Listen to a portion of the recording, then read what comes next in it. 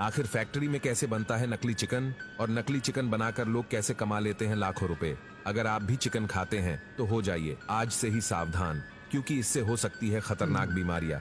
दोस्तों, आपको बता दें कि फैक्ट्री में दो तरह की मुर्गियां होती है।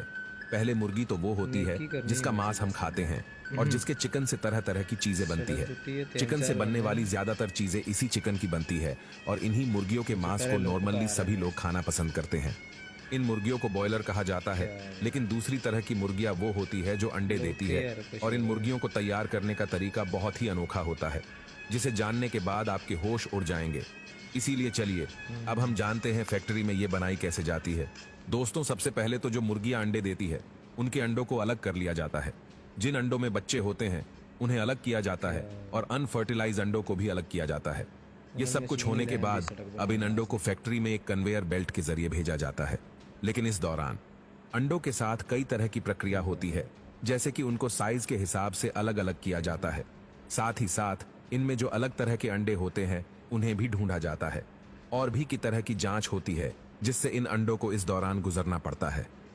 फैक्ट्री में पहुंचने के बाद एक रोबोटिक आर्म के जरिए इन अंडों को प्लास्टिक के बॉक्स में रख दिया जाता है और यहाँ से इन्हें सीधे इंक्यूबेटर मशीन में डाला जाता है, जो एक ऐसी कमाल की मशीन होती है जो आर्टिफिशियल तरीके से अंडों को हैच कर देती है। जी हाँ, यहाँ पर मुर्गी की कोई जरूरत नहीं होती है, आर्टिफिशियल तरीके से ही हैची काम हो जाता है।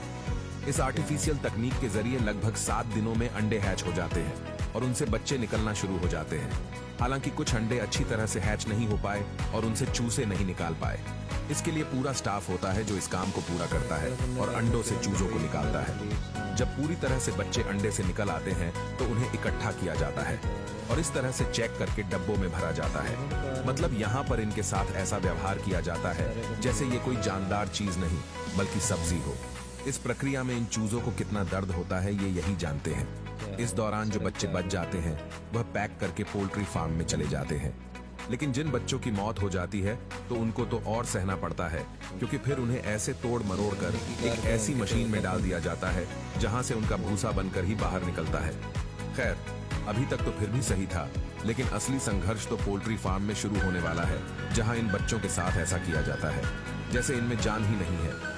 मतलब किसी सब्जी की तरह ही इन्हें इधर उधर फेंका जाता है और फिर पहुंचने के बाद इन्हें तुरंत एक इंजेक्शन दिया जाता है जिससे इनकी ग्रोथ बहुत तेजी से हो। जो मुर्गे आप इतने बड़े बड़े देखते हो ना, ये सिर्फ 1-2 महीने में तैयार हो जाते हैं, क्योंकि इन्हें पोल्ट्री फार्म में रखते हुए कई तरह के केमिकल दिए जाते हैं जिससे इनकी ग्रोथ बहुत ही ज्यादा तेजी से होती है। लेकिन ये ग्रोथ मुर्गों और हमारे दोनों के लिए बहुत ज्यादा खतरनाक होती है, क्योंकि जल्दी बड़ा हुआ मुर्गा सेहत के लिए किसी जहर से कम नहीं है। खैर, आपको बता दें, इन चूजों में से जो मुर्गियां निकल जाती है उन्हीं के अड़े हमें मार्केट में मिलते हैं, और ये अंडे भी कुछ खास फायदेमंद नहीं होते, क्योंकि इनमें भी केमिकल का असर होता है। इतना ही नहीं, चिकन जो जल्दी तैयार होता है उससे कैंसर होने का भी खतरा बताया जाता है, क्योंकि कितना भी कुछ कर लो केमिकल का असर चिकन में रहता ही है, जो हमारे शरीर में जाता है और तरह तरह की बीमारियों को जन्म देता है।